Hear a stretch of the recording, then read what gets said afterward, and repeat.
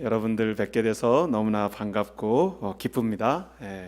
이종범 목사님께서 계시지 않아서 초대받아서 오게 돼서 이종범 목사님을 뵙지 못해서 좀 아쉽지만 이 목사님 초대해 주셔서 감사하기도 하고, 또 제가 총회를 섬기고 있기 때문에 교단 특별총회가 끝나고 와서 여러분께 꼭 총회에 대한 보고도 부탁을 하셔서 말씀 전하기 전에 먼저 총회 보고를 간략하게 드리고 말씀 전하도록 하겠습니다. 연합감리교회에 대해서 잘 모르시는 분들도 있을 텐데, 연합감리교회는 전 세계 40여 개국에 연합감리교회 로컬처치가 있습니다. 물론 선교사들은 120개국에 있으니까요. 또 실제로 연회로 조직되지 않은 아직 교회들, 성도들도 있긴 합니다. 미국 내에 2015년도 저희들 기록을 보면 700만이 조금 넘는 교인 멤버십이 있고요. 미국 외에 아프리카, 아시아, 유럽에 560만이 넘는 성도들이 있습니다. 합쳐서 1260만, 1270만 정도 되죠. 그 정도 되는 교우들이 전 세계에 흩어져 있는 교단이 연합감리교회입니다. 캐톨릭을 제외하고 전 세계적인 교회가 하나로 묶여 있는 교단은 연합감리교회밖에 없습니다. 대개의 경우 교회들은 나라의 국경선에 묶여 있는 경우들이 많은데, 연합감리교회는 그런 교회가, 그런 교단이 아닌 것이 특징 중에 하나입니다.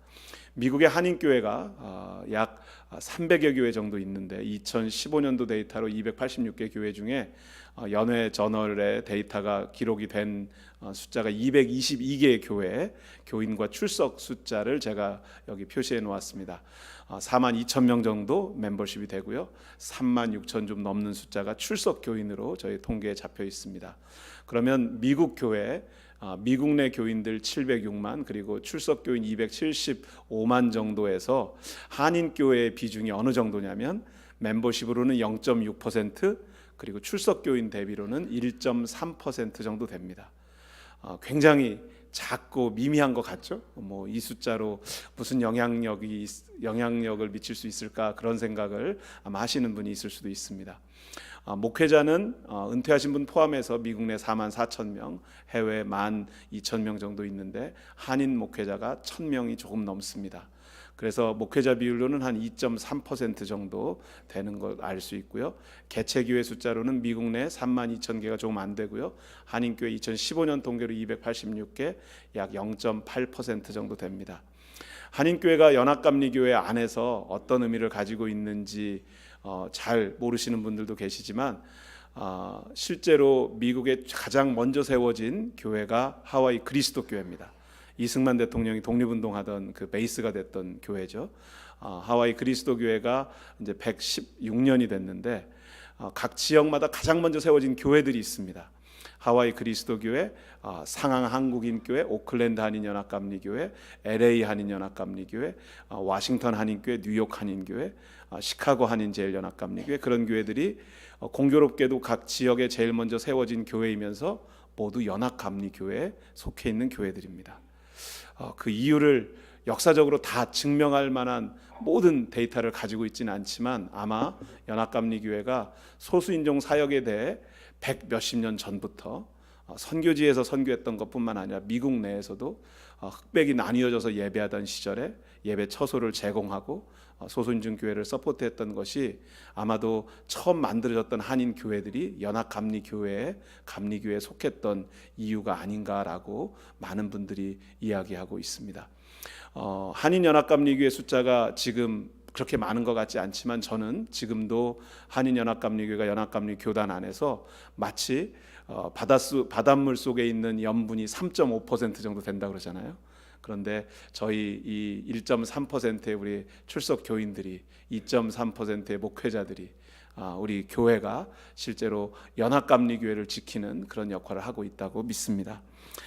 특별총회는 2019년 특별총회는 4년마다 열리는 총회 사이에 특별히 소집되어서 동성애 문제에 관련된 이슈를 주로 다루게 되었는데, 총회를 설명할 때마다 저희는 하나님의 뜻을 분별하는 거룩한 대화다, 사람의 뜻을 분별하는 것이 아니라 하나님의 뜻을 분별하는 거룩한 대화, 홀리 컨퍼런싱의 과정이다라고 이야기합니다. 물론 그 과정에서 여러 가지 대화에서 찬반의 논쟁도 있고 사실의 갈등의 요소가 있기도 합니다. 이번 총회 현장에서 전통주의 플랜이 통과되면서 결혼의 정의, 동성결혼, 목사 안수의 금지에 대한 문제들이 기존의 장정의 입장이 그대로 유지되어지는 결정이 이루어졌습니다. 총회 현장에서 저를 만난 어떤 한 그 진보 진영에 있던 목사님 한 분이 It's all your fault 저한테 막 그러는 거예요. 다 당신 잘못이라고. 그래서 우리가 무슨 잘못을 했냐고 제가 우리 한국 사람들은 우리는 대의원도 평신도 대의원 한 사람밖에 없었는데 우리가 뭐 한 게 없다고 제가 그렇게 얘기했더니 총회를 앞두고 많은 분들이 총회를 위해서 총회 결정을 위해서 기도한다고 하는데 한인연합감리교회만 가장 열심히 기도하고 있었다고 그러더라고요. 근데 제가 둘러보니 정말로 그렇더라고요.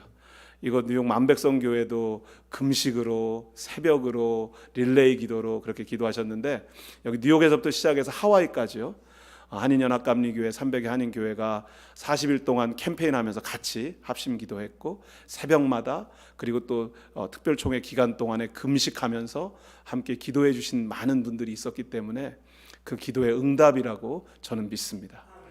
기도하고 저희들이 준비하고 갔지만 사실은 총회 현장으로 가던 저의 마음속에 걱정과 두려움이 없었다고는 말씀드릴 수 없습니다.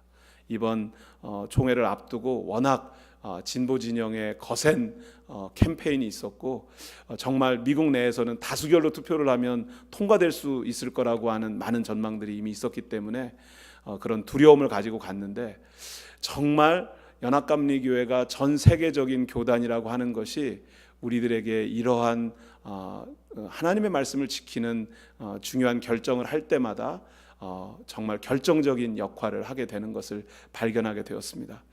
놀라운 것은 이번 총회 과정 중에서 아프리카와 러시아 그 선교지에 세워졌던 교회 대표들이 대의원으로 나와서 발표하는 내용들이 저희들에게 큰 감동이 되고 또 도전이 되기도 했습니다. 아프리카 선교지에서 연합감리교회가 엄청나게 급성장하고 있고 거기에 있는 대의원들이 미국의 총회에 참여하면서 그런 이야기를 미국 교회 리더들에게 했습니다. 아프리카 교회 성도들을 언제까지 어린아이 취급할 것이냐. 선교사들이 와서 복음을 가르쳤고 하나님의 말씀을 배웠고 우리는 하나님의 말씀을 어떻게 살아야 될지 너무나 잘 알고 있다. 우리를 어린아이 취급하고 우리를 가르치려고 하지 마라. 그런 발언을 하는 대의원들이 있었고요. 또 러시아에서 온 대의원들은 공교롭게 모두 고려인 2세, 3세, 4세였습니다. 목사 대의원 2사람, 평신도 대의원 2사람, 4분의 대의원이 왔는데 모두 고려인이고요. 아마 여기서도 그분들을 만나보신 분들도 계실 텐데 조용철 목사님이 러시아에 처음 선교사로 가셨을 때 전도했던 그들이 교회 감독이 되고 감리사 되고 목회자로 섬기는 분들, 평신도 리더로 섬기는 분들이 러시아 연회 대표로 왔습니다. 그리고 그분들이 발언할 때마다 총회 가면서 사실은 한인 교회의 목소리를 누가 대변할 수 있을까라고 하는 질문을 하면서 제가 갔는데 러시아 교회에 우리 고려인 사실 우리 한인 연합감리교회가 교회를 세우고 전도했던 그분들이 연합감리교회 총회 대의원으로 와서 우리의 목소리를 한인들의 목소리를 대변할 수 있었던 것은 정말 놀라운 경험이었고요. 우리 여러분이 심은 그 선교의 씨앗이 이런 열매로 돌아오게 되어져서 전 세계적인 교단이 된 연합감리교회를 지키는 그런 원동력이 힘이 되었다고 하는 것을 여러분들에게 꼭 말씀드리고 싶습니다. 여러분의 기도 협력에 감사를 드리고요. 또 여러분이 선교했던 그 선교의 열정이 우리 교회를 지키는 힘이었다고 하는 것을 꼭 치아드리고 싶습니다. 총회를 대표해서 여러분께 감사드리고 사실 이 논쟁이 끝난 것은 아니고 2020년도, 2024년도에도 지속될 수는 있습니다. 다만 한 가지 분명한 것은 2019년도 총회를 통해서 연합감리교회 조직 현재 총회 구조로 장정이 바뀌는 것은 쉽지 않겠다라고 하는 것이 확인되어져서 총회 많은 대의원들이 실제로 2020년도 총회에는 아프리카 대의원이 2.6% 늘어나게 됩니다. 2019년도보다 올해보다요. 그래서 실제로 이번에 두 번의 투표 과정에서 한 번은 55%, 한 번은 53%가 나왔었는데 다음번에는 그보다 더 격차가 커지면 커졌지 줄어들지 않을 것이다 라는 이야기도 하고요. 미국이 독립 이전부터 있었던 교회들을 저희가 보통 메인라인 처치, 주류 교단이라고 부릅니다. UCC 회중교회가 있고요, 루터란 교회가 있고, 그리고 그리스도 제자교회 디사이플스 크라이스트 교회가 있고, 그리고 성공회가 있고, 앵글리칸 처치가 있고, 그리고 미국 장로교회가 있고, 미국 감리교회가 있습니다. 그 주류 교단 6개 교단 중에 5개 교단은 결혼의 정의가 바뀌었고 동성 결혼을 교회에서 허용하고 동성애자들의 목사 안수가 허용되어지는 과정이 지난 한 20년부터 한 10년 사이에 벌어졌던 일입니다. 그리고 그 중에서 연합감리교회만 이 입장을 바꾸지 않고 있었기 때문에 사실은 많은 언론에서도 연합감리교회가 그 다른 주류교단과 함께 그런 입장을 바뀌게 될 거라고 하는 많은 보도들이 있기도 했었습니다. 근데 2019년 총회를 통해서 사실은 그 보도들이 아마 한풀 꺾이게 될 것 같고 매듭이 좀 지어지는 것 같습니다. 그 논쟁의 문제는. 하지만 교단의 장래를 보았을 때 이 논쟁이 그냥 없어지고 사라지는 것이 아니라 여전히 우리 교회 안에 있을 것이라고 하는 것을 저희가 알고 있고, 그렇기 때문에 한인교회가, 미국 전역의 300여 한인교회가 함께 기도하는 것이 얼마나 소중하고 중요한지 다시 한번 저희가 깨닫게 되었고요. 여러분의 기도와 협력과 관심이 필요하다는 점을 다시 한번 말씀드리겠습니다. 여러분 정말 기도해 주셔서 함께 해 주셔서 감사하고요. 또 앞으로도 여러분과 함께 우리 한인연합감리교회가 연합감리교회를 지켜나갈 수 있기를 바랍니다. 우리 기도하고 말씀 나누겠습니다. 주의 성령께서 우리 가운데 오셔서 우리의 마음을 열어 주옵소서. 말씀이 나뉘어지는 이 시간 우리에게 주신 주의 음성이 우리의 몸과 영혼을 새롭게 하는 생명 되게 하옵소서. 부족한 종을 주의 제단에 세우셨으니 사람의 것은 감추시고 오직 여호와 하나님의 말씀만 나누게 하옵소서. 오늘 주신 말씀과 우리 마음의 묵상이 온전히 여호와 하나님의 것 되게 하옵소서. 예수 그리스도의 이름으로 기도합니다. 아멘. 시편 121편 말씀은 너무나 잘 아는 말씀이고 익숙하시기도 하고 찬양도 하시기도 하고 아마 거의 암송하는 분들도 많이 계실 겁니다. 저는 제가 처음에 미국에 정치학 공부를 하러 왔을 때 하나님께서 제 팔을 꺾으셔서 저는 원하지 않았는데 신학교를 가게 되고 목회자의 길을 시작하게 되었는데, 신학교 첫 수업 시간, 첫 강의가 구약개론 시간이었습니다. 교수님께서 시편 121편 말씀을 저에게 3차례 정도 읽어주시면서 눈을 감고 이 말씀을 들어보십시오. 이 말씀을 다시 들으면서 무엇이 보이는지 얘기하십시오. 대답해 보십시오. 라고 저희들에게 질문을 하셨어요. 근데 1절 말씀을 딱 보시면 1절 말씀 우리 한번 읽을까요? 시작. 내가 산을 향하여 눈을 들리라. 나의 도움이 어디서 올까? 여러분 뭐가 보일 것 같으세요? 눈을 감고 이 말씀을 다시 들으면 산이 보이죠. 네. 이 부분에서는 제가 미리 말씀을 드려야 되겠는데요. 제가 이렇게 질문을 할 때는요, 여러분이 대답을 하실 수 있는 질문만 물어봅니다. 답이 다 나와 있고 다 너무 쉽기 때문에, 그리고 어떤 대답을 해도 틀릴 확률이 거의 없습니다. 그렇기 때문에 대답을 기대하고 물어보는 겁니다. 그러니까 이렇게 쑥스러워하지 마시고 그냥 대답을 하시면 됩니다. 뭐를 우리가 봤을 것 같아요? 산이 보였죠. 그러니까 제가 워싱턴에 있는 학교를 다녔으니까 애팔레치안 마운틴이 보입니다. 막 그렇게 얘기하는 친구들도 있었고, 락키 마운틴이 보입니다. 그렇게 대답하는 친구들이 있었습니다. 콜로라도 락키 산을 제가 참 좋아하는데, 제가 미국 교회 목회를 다코타 연회에서 했습니다. 노스 다코타, 사우스 다코타.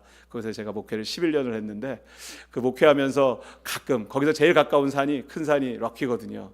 그리고 락키 산맥 위로 올라가면 옐로스톤이 있고, 아무튼 그 락키 산맥 줄기를 오르락 내리락 하면서 산을 많이 보고 너무 좋았습니다.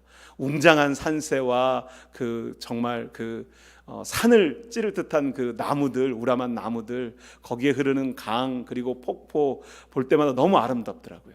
그러니까 그런 산들을 우리가 금방 떠올리게 되잖아요. 10몇 년 전에 제가 미국 교회 그때 목회할 때 장인 장모님이 한국에서 오셨어요. 그래서 15시간 운전해가지고 제가 캐나다 럭키 산맥에 갔었거든요.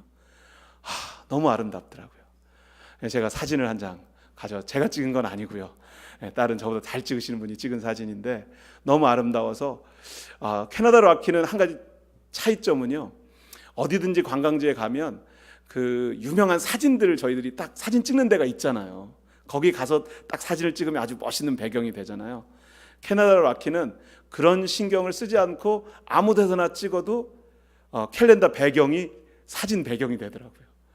너무 아름다워서 다시 한번 가고 싶다 그랬는데 아직 그때 이후로 한 번도 다시는 가보지를 못했는데, 아무튼 캐나다 락키도 제가 산을 떠올리면 그럽니다. 그때 신학교를 처음 갔을 때만 해도 한국에서 막 온 지 얼마 안 돼서 설악산 떠오르고요, 월악산, 치악산, 모악산, 한국에 악자 들어간 산들, 험한 산들인데 아무튼 그 아름다운 산들이 떠오르고 그랬습니다. 교수님께서 저희들 마음을 다 당연히 아셨죠. 그리고 질문하셨어요. 이스라엘에는 어떤 산이 있습니까? 이스라엘에 다녀오신 분들도 계시죠? 저는 아직 못 가봤습니다. 근데 최소한 이런 산이 있지 않다는 것 정도는 제가 알죠. 이스라엘 산의 모습이 어떤 산이냐면요, 이스라엘 바란 광야는 이스라엘과 애굽 사이에 있는 광야입니다. 출애굽한 이스라엘 백성들이 바란 광야에 도착해서 정탐꾼들을 보내죠. 그리고 오늘 시편 121편의 저자가 정확하게 다윗이라고 쓰여 있지는 않지만, 역사적인 기록이 증거가 있지는 않지만 다윗이 광야로 도망갔을 때 썼던 시편일 것이라고 많은 분들이 추측을 합니다. 다윗이 도망갈 때가 몇 번 있었지만, 특별히 사울 왕이 되기 전에 사울 왕이 다윗을 쫓을 때 약 10년 정도 도망자의 신분으로 삽니다. 이방 민족에게도 갔다가 아는 사람들에게 갔다가 사무엘 선지자에게도 피했다가 하는데, 사무엘 선지자가 죽고 정말 아무 데도 갈 데가 없었을 때 피했던 곳이 가장 남쪽 바란 광야입니다. 그 사진입니다. 산에 나무가 보여요, 안 보여요? 안 보이죠? 정말 황량하고 너무나 힘들고 어려운 환경일 것입니다. 그러니까 시편 121편 1절에 내가 산을 향하여 눈을 들리라, 나의 도움이 어디서 올까? 이 산은 아름다운 와키가 아니고요, 사실은 바란 광야에 보이는 이 산일 겁니다.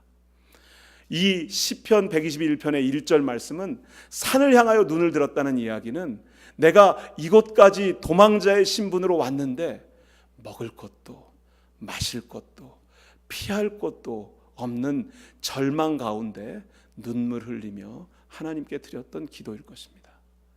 그러니까 우리가 생각하는 산과 우리가 그냥 시편 121편의 배경을 기억하지 않고 그냥 읽을 때 낭만적이고 아름답고 멋있는 산세와는 너무 다른 모양일 수 있다는 거죠. 제가 다코타에서 목회할 때 배들랜드 내셔널 파크라는 곳에 이렇게 지나갈 때가 있었습니다. 배들랜드, 나쁜 땅. 근데 왜 거기를 국립공원을 삼았는지 저는 이해가 잘 안 되는데요. 이 배들랜드라는 곳은 눈 내린 사진이어서 그럴듯해 보이긴 하지만 실제로 흙이 너무 좋지 않아서 뭘 심어도 제대로 자라지도 않는 곳입니다. 미국의 인디안 보호구역들이 땅이 안 좋은 곳에 많이 있죠. 배들랜드도 인디안 보호구역 사이에 있는 국립공원입니다. 정말 광야, 황량한 땅입니다. 그런데 제가 그곳에 갔을 때 놀라운 경험을 한번 하게 됩니다. 그곳에서 해질 때쯤에 제가 그 공원에 들어갈 때가 있었는데, 그냥 해지는 모습을 봐야지 하고 제가 차 밖으로 나와서 공원에서 해지는 모습을 보는 거예요. 그런데 이 미국의 대평원지대, 미국 중부의 대평원지대에는 높은 산이 없거든요. 그러니까 제가 지금 이 보여드리는 사진이 서쪽 하늘에 해가 넘어갈 때입니다. 그러니까 이제 붉은 노을이 서쪽 하늘을 탁 아름답게 물들였잖아요. 그런데 산이 없으니까 어떻게 될까요? 이 붉은 노을이 동쪽까지 쭉 연결이 되면서 360도가 노을빛으로 물들게 됩니다. 그러니까 서쪽 하늘은 좀 더 붉은 색깔이고 동쪽 하늘은 핑크빛에 가깝긴 하지만 그것이 쭉 연결이 되면서 360도 이 해가 지는 모습 사이에 한 가운데 제가 서 있는 거예요. 그 모습, 그 가운데 제가 딱 서 있으니까 갑자기 하나님, 이거는 하나님께서만 하실 수 있겠군요. 사람이 할 수 있는 게 아니구나. 내가 이곳에 서 있는 것 자체도 내가 할 수 있는 게 아니구나. 하나님께서 하시는구나 라는 고백을 할 수밖에 없었어요. 그래서 저는 동해에 가서 원래 일출을 보면서 가끔 1년에 한 번씩은 해 뜨는 모습을 보면서 살아야 됐던 사람이었거든요. 한국 살 때는요. 뉴욕에 사시니까 가끔 해 뜨는 거 보러 가시면 되는데, 저는 미국의 한 가운데서 목회를 주로 있었기 때문에 해 뜨는 걸 볼 수가 없는 거예요. 그게 너무너무나 힘들었어요. 그런데 베들랜드에서 해 지는 모습 때문에 제가 새로운 하나님과의 그 만남의 시간을 너무 기다리게 됐고, 가끔 운전하고 지나가다가 아무튼 그 다코타에서 목회할 때는 해 지는 시간이 되면 일부러 차를 멈추고 어디 서가지고 해질 때, 오늘은 해질 때 얼마나 아름다운 광경이 펼쳐질까 기다리곤 했습니다. 근데 그때 제가 이 시편 121편 이 말씀을 다시 기억한 거예요. 이 산은 여전히 광야고 황량하고 나쁜 땅이고 심어도 아무것도 자라지 않고, 다윗은 여전히 도망자의 신분이었고 희망이 없고 가능성이 없고 너무나 힘들고 외로웠어요. 그런데 바로 그곳에서 다윗은 하나님을 고백하는 거예요. 그것이 2절 말씀입니다. 2절 말씀 우리 다 같이 함께 보겠습니다. 자, 시작. 나의 도움은 천지를 지으신 여호와에게서로다. 얼마나 놀라운 고백입니까?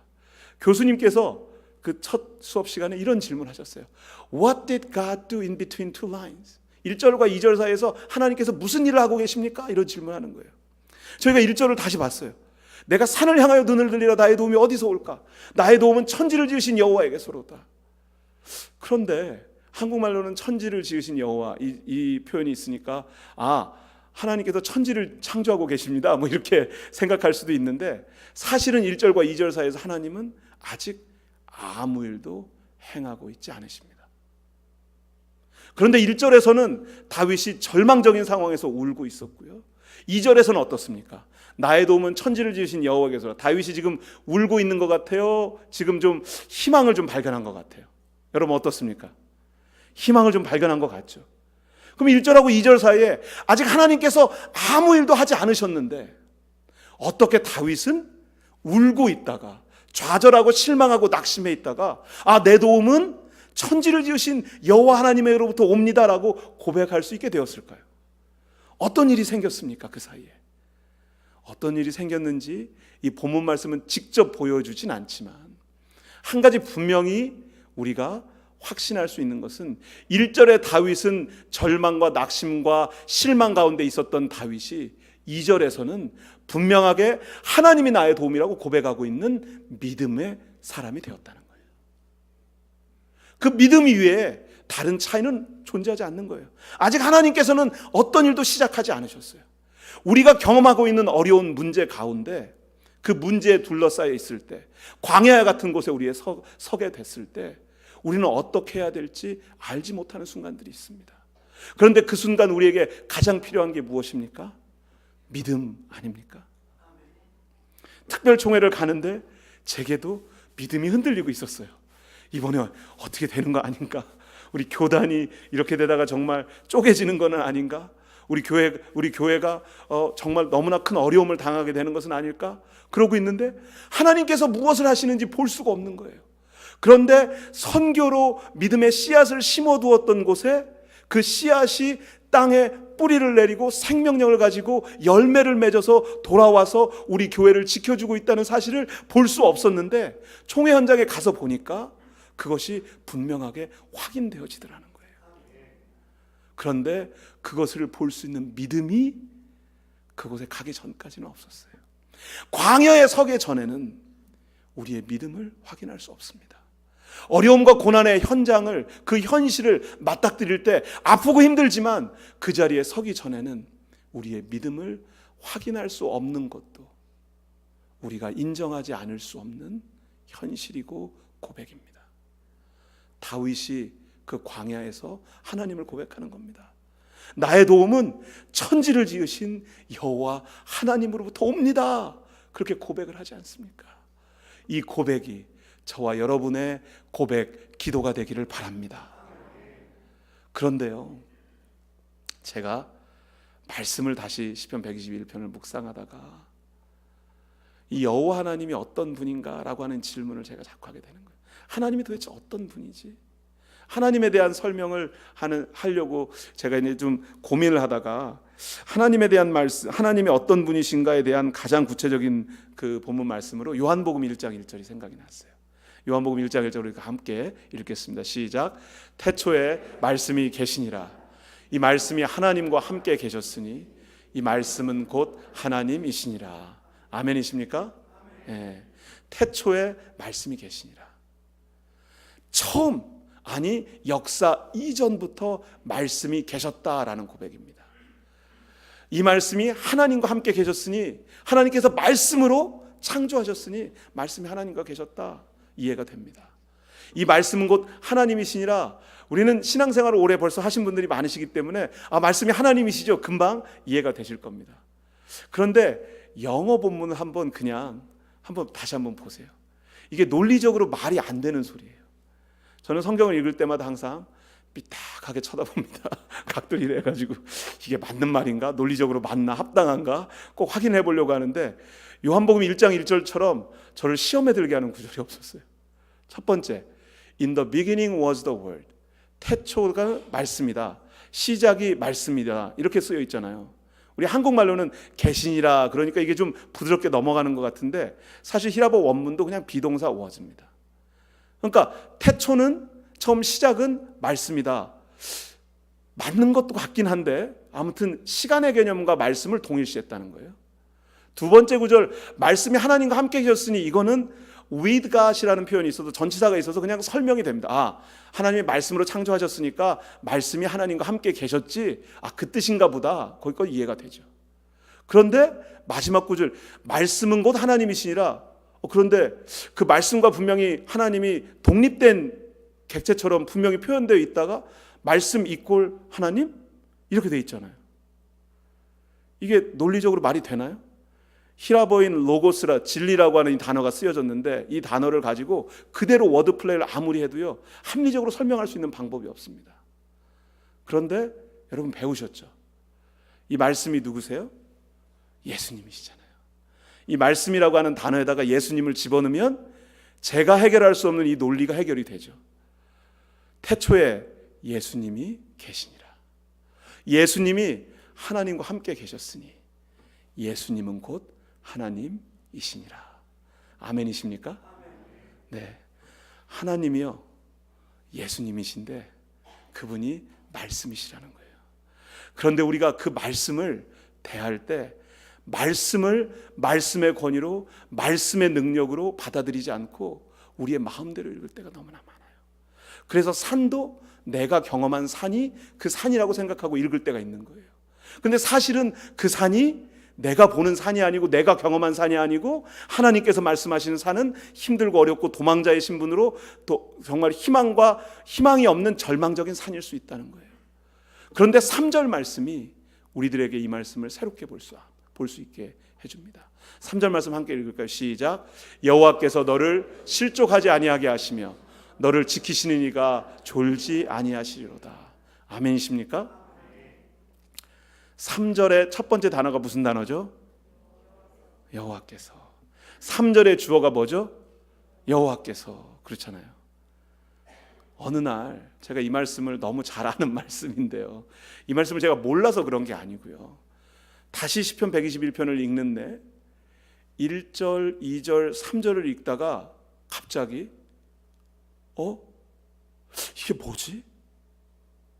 제가 말씀 묵상하는 책이 저희는 기쁨의 언덕으로라는 교재를 사용하는데 12년 전에 아틀란타에서 성경 읽기표 만들다가 저희들이 만들기 시작한 책입니다. 말씀 묵상에 저널링하는 스페이스들이 있고 이제 그런 책인데, 이 책을 가지고 계속 말씀 묵상을 제가 가르치기도 하고 그런 말씀 묵상 학교도 하고 컨퍼런스도 하고 했었는데, 말씀 묵상을 할 때마다 제게 부딪히는 문제가 하나 있었어요. 렉시오 디비나라고 하는 거룩한 책 읽기라고 하는 개념을 설명하면서 내가 말씀을 읽고 말씀이 나를 읽는다, 그런 표현이 거기 나오거든요. 그래서 내가 말씀을 읽는 건, 제가 말씀을 읽잖아요, 그죠? 성경을, 그죠? 제가 읽고 제가 이해하고 제가 해석도 하잖아요. 제가 적용도 하려고 하고. 그런데 말씀이 나를 읽는다는 그 표현을 제가 딱 읽었는데 그 말이 멋있는 말인데 그 말이 어떻게 적용이 되는지 모르겠는 거예요. 내가 말씀을 읽는 거는 제가 하는데 말씀이 나를 읽는다는 게 무슨 말인지를 설명하는 게 쉽지 않다는 거예요. 말씀이 나를 어떻게 읽지? 라는 질문을 하게 된 거예요. 그런데 121편 3절 말씀이 저한테 답을 준 거예요. 3절의 주어가 누구라고요? 여호와께서. 1절과 2절 한번 볼까요? 1절 말씀 다시 봅니다. 1절의 주어가 뭐죠? 내가. 네, I죠. I가 주어예요. 2절의 주어도 볼까요? 2절의 주어도 뭐예요? My help, 나의 도움. 여전히 내 얘기를 하고 있는 거예요. 내 얘기를. 내가 산도 보았고 내가 좌절하고 실망했고 내가 볼 때는 가능성이 없고 내가 봤을 때는 나는 이곳에서 벗어날 수 있는, 살아날 수 있는 새로운 소망이 없다. 내 눈에는 그렇죠. 내 눈에는. 내가 말씀을 볼 때도 그런 거예요. 내가 말씀을 해석하려고 할 때도 그러는 거예요. 내 마음대로 내 경험에 맞추어서 내가 원하는 대로 성경을 읽고 성경을 해석하려고 할 때가 너무나 많은 거예요. 연합감리교회가 경험하고 있는 문제도 사실 그렇지 않습니까? 성경을 내 눈으로 읽고 내가 원하는 대로 해석하기를 원하고 내가 바라는 대로 적용하기를 원하는 거예요. 그런데 주어가 3절에 갔더니 바뀐 거예요. 주어가 3절의 주어가 여호와께서. 그래서 제가 갑자기 말씀이 삶을 읽어야 된다고 하는 그 말씀 묵상의 그 원리가 말씀 묵상의 주어가 바뀌기 전에는 안 되는 일이겠구나라는 깨달음이 생긴 거예요. 그러니까 말씀을 묵상할 때도, 말씀을 읽을 때도, 말씀을 생각할 때도, 말씀과 씨름할 때도 그 말씀 묵상의 주어가 내가 아니라 하나님이어야 된다. 여호와 하나님께서 오늘도 말씀하시기를 간절히 기도합니다. 여호와 하나님께서 여러분의 삶의 현장의 문제를, 여러분이 지금 산에 광야 같은 상황에 처해 있다면 여러분의 눈으로 그 문제를 바라보는 것이 아니라 여호와 하나님의 눈으로, 하나님의 마음으로 그 문제를 바라볼 수 있는 믿음의 눈이 열리기를 축원합니다. 여호와께서 무엇을 하신다고 약속하십니까? 실족하지 아니하게 하시며 너를 지키시니가 졸지 아니하시리로다. 아멘이십니까? 4절 말씀이요. 이스라엘을 지키시는 이는 졸지도 아니하시고 주무시지도 아니하시리로다. 저희 아들이요, 저희 집에 애들이 둘인데 첫째가 아들 대학을 막 졸업하고 직장생활을 시작했습니다. 둘째는 대학교 3학년입니다. 여자애는. 그래서 아들, 딸. 그런데 이 아이가 얼마 전에 그 취직한 직장이 그 아틀란타에서 대학 졸업하고 거기서 은행의 본사에서 일을 시작했는데 괜찮고 뭐 연봉도 괜찮습니다. 그랬더니 어떤 목사님이 저한테 그러시더라고요. 유 목사, 상처받지 마. 무슨 말씀이신가 그랬더니 목회자 가정의 자녀들이 첫 번째 대학을 졸업하고 취직을 하면 아주 교만하대요. 교만해진대요. 왜 교만해지냐면 자기는 대학 졸업하자마자 연봉을 딱 받았는데 아빠보다 더 많이 받는 거예요. 아빠는 대학 졸업하고 대학원 졸업하고 20년 목회했는데 아빠 연봉보다 자기 대학 졸업하자마자 더 받아. 그러니까 아빠가 그동안 뭐 한 게 아무것도 아니고 내가 아빠보다 돈도 더 많이 받고 마치 실력도 더 인정받은 것처럼 아들이 생각한다는 거예요. 그러면서 그 목사님, 선배 목사님이 저한테 하시는 말씀이 딱 1년 가니까 목사님 조금만 참고 기다려, 저한테 그러시는 거예요. 저희 아들 자녀들 얘기를 하시면서. 그런데 저희 아들이 그게 1년이 안 가고 조금 더 일찍 왔어요. 왜냐하면 그 다니는 회사가 다른 회사하고 통합이 된다고 이제 얼마 전에 막 광고가 아니라 그 뭐죠, 주식시장에 공고하는 뭐 그런 거 이제 프레스 릴리즈 같은 게 나왔어요. 그래가지고 저한테도 자기 회사가 다른 은행하고 통합을 하는데 자기 회사 지분이 48%, 상대방 회사 지분이 52%. 그래가지고 회사가 통합을 하면 1년 뒤에 1년 정도 거쳐서 이게 통합 과정이 마무리가 되어질 텐데 본사가 옮겨진다는 거예요. 저희 아들은 본사에서 일하거든요. 그러니까 그리고 저희 아들은 아틀란타를 되게 좋아합니다. 거기서 어렸을 때 신앙생활도 했었고 자기가, 그리고 대학에서 캠퍼스 미니스트리 참여하고 지금도 졸업한 다음에도 거기 가서 봉사하고 교회도 섬기고 그러고 있어서, 그래서 사실 아틀란타에서 직업을 갖기를 원했고 직장 생활하기를 원했고, 자기가 취직해서 몇 년 안에 학자금 융자 다 갚고 그 다음에는 집도 사고 막 계획을 막 세웠어요. 그런데 그 계획이 순식간에 다 사라져 버린 거예요. 왜냐하면 자기 직장이, 물론 직장 상사들이 그렇게 얘기했답니다. 아, 너는 별로 걱정할 필요 없다. 이제 대학 막 졸업하고 취직한 젊은 친구니까 당신 잡은 안 없어질 거야. 걱정하지 마. 그렇게 이야기는 해주지만 당장에 본사가 옮기면 자기는 아틀란타를 떠나서 샬롯으로 가야 될 수도 있고, 그리고 또 본사의 포지션들은 겹치는 게 많이 있기 때문에 통폐합 과정에서 많이 잡이 없어질 수도 있다라는 걸 알았다는 거예요. 그러면 저한테 며칠 지난 다음에 전화를 해서 그러는 거예요. 아빠, 그 성경에 사람의 계획보다 하나님의 계획이 더 높은 데 있고, 내가 아무리 계획을 하고 생각을 해도 내 발걸음을 인도하시는 분은 하나님이시라고 그랬는데 진짜 그 말씀이 맞는 것 같아요. 그러는 거예요. 자기가 아무리 계획하고 아무리 준비해도 자기가 할 수 있는 게 아니라 하나님께서 하시는 거예요 라고 고백을 하더라고요. 그런데 연봉 얼마 받는 게 뭐가 중요해요? 그렇죠? 그 믿음의 고백을 할 수 있게 된 게 얼마나 다행인지. 시간 한참 지난 다음에 세상적으로 많이 성공한 다음에 그거 다 내려놓으려면 참 힘들 텐데, 애초에 시작한 지 얼마 안 돼서 아, 내가 아무리 계획 세우고 내가 아무리 준비해도 하나님의 계획과 하나님의 인도하심이 없고서는 안 되는구나 라고 고백할 수 있는 게 얼마나 감사한지. 아틀란타를 떠나는지 안 떠나는지 저한테 별로 안 중요합니다. 회사가 뭐 그 직장을 계속 할 수 있는지 없는지도 사실은 저는 별로 중요하지 않습니다. 아들은 자기가 계속 거기서 일했으면 좋겠다고 기대하려고 그러는데 저는 그렇게 기도를 해야 되나 말아야 되나 고민하고 있으니까요. 예, 교만한 것보다는 하나님을 믿고 하나님을 하나님으로 고백하는 게 먼저잖아요. 그런데 졸지도 아니하시고 주무시지도 아니하신다는 거예요. 엄마 아빠는 아무리 기도를 열심히 해도 졸기도 해야 되고 자기도 해야 되거든요. 예, 목사인 저도 기도하다가 졸릴 때도 있고 잠이 들 때도 있고 그렇거든요. 그런데 우리 아들을 지켜주시는 분은 여호와 하나님이신 것을 저는 믿습니다. 우리 5절 말씀 보겠습니다. 여호와는 너를 지키시는 이시라. 여호와께서 내 오른쪽에서 내 그늘이 되시나니. 얼마나 좋은 말씀입니까? 왜 오른쪽에서 그늘이라고 그랬을까요? 참, 목사가 말씀을 제대로 안 믿고 별 시비를 다 걸죠. 왜 하필 오른쪽입니까? 저는 왼쪽이면 안 됩니까? 또 그러면서 성경을 제가 읽다가 일부에 물어보니까 동쪽이 이쪽이라고 그러시더라고요. 해가 동쪽에서 뜹니다. 그죠? 그래가지고 해가 어느 쪽으로 넘어가죠? 서쪽으로 넘어가요. 동쪽에서 떠서 서쪽으로 넘어가기 전에 해가 살짝, 우리가 지구가 기울어 있기 때문에 남쪽으로 주로 이렇게 쭉 햇빛을 비추다가 서쪽으로 넘어가게 돼 있습니다. 그렇죠? 그러니까 머리 위에 있는 게 아니고 사실은 약간 이쪽 편에 남쪽 편에 해가 떠 있잖아요. 그래서 우리가 남향집에서 살기를 원하는 거잖아요. 한국 분들이. 오른쪽에서 그늘이 되셔야 되는 이유가 거기 있습니다. 동쪽을 보고 계시면은요, 제가 오른쪽에 이렇게 있잖아요. 그죠? 그러니까 제 오른쪽에서 그늘이 되어야 하루 종일 저를 지켜주실 수 있는 거예요. 좋죠. 이 구절이 오른쪽에서 그늘이 되신다는 얘기가 하루 종일 종일토록 항상 나를 지켜주신다는 말씀이구나. 은혜가 되잖아요. 자, 다음 절 6절 말씀 봅니다. 낮에 해가 너를 상하게 하지 아니하며 밤에 달도 너를 해치지 아니로다. 낮에 해는 선스크린 바르면 되고요. 밤에 달은 뭐 별로 특별한 문제가 없어요. 그래서 또 질문하죠, 저 같은 사람은. 하나님, 밤에 달은 저한테 피해를 별로 안 주는데 뭘 밤에 달까지 저를 해치지 않게 지켜주신다.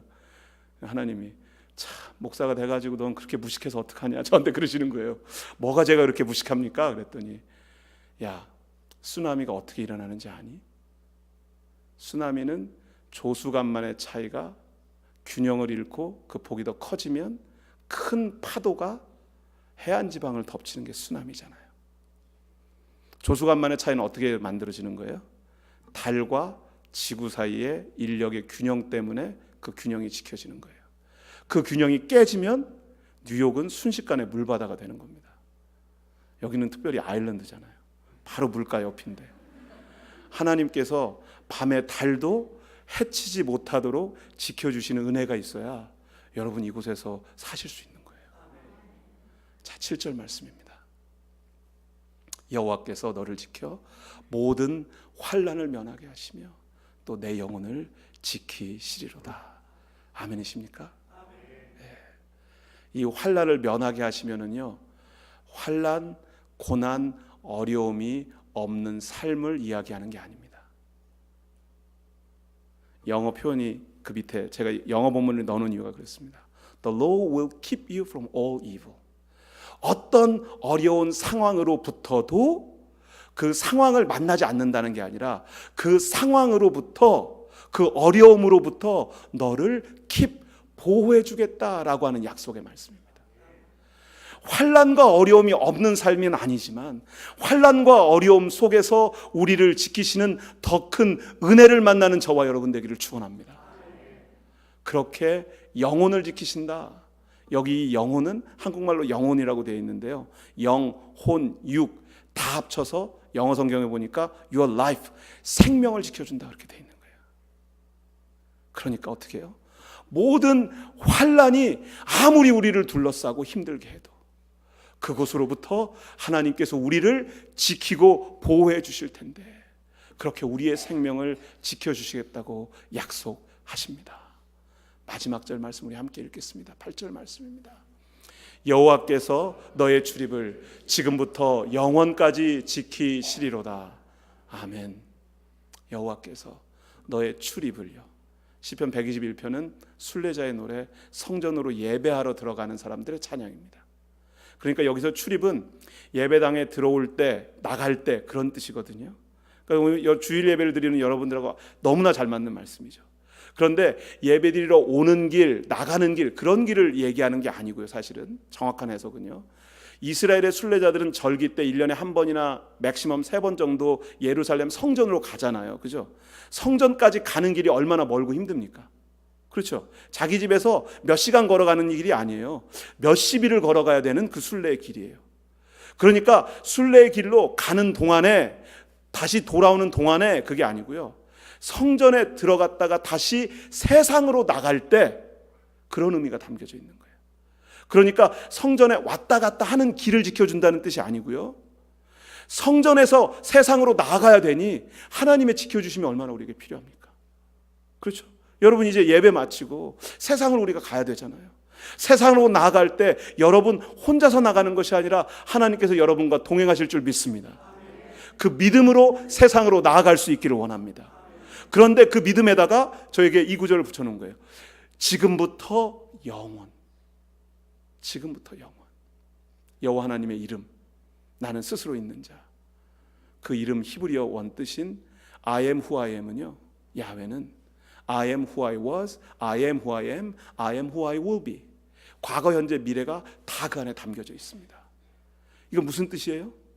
여호와 하나님은 과거에도 우리와 함께 계셨고, 여호와 하나님은 지금 오늘 우리와 함께 계시고, 여호와 하나님은 내일 미래에도 우리와 함께 계신다는 약속의 말씀입니다. 지금부터 영원히, 지금부터 영원히 여러분과 함께 하시는 하나님께서 여러분에게 오늘도 말씀하고 계십니다. 여러분 인생의 주어가 I에서 하나님으로 바뀌는 은혜가 있기를 간절히 기도합니다. 여러분의 도움이 세상에서, 돈에서, 물질에서, 자녀들에게서, 아니 사람들 사이의 관계에서 오는 것이 아니라 여호와 하나님에게서 오는 것을 믿고 기억하시기 바랍니다. 여러분의 도움이 다른 데서 오는 것이 아니라 하나님을 하나님의 말씀으로 믿고 고백하는 믿음에서 오는 것을 기억하시기 바랍니다. 기도하겠습니다.